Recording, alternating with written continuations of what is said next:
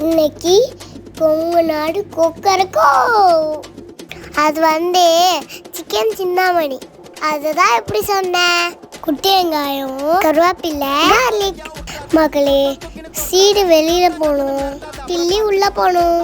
ரசமி ஆயிலாம், small வெங்காயமா, red மிளகாவா. Mix number 1 பூண்டு, garlic பூண்டா.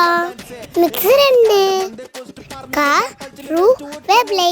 இப்போ mix 3 கல்லுப்பு, டர்மரிக். பரட்டு 4 15 minutes. அமைதியூ அமைதி.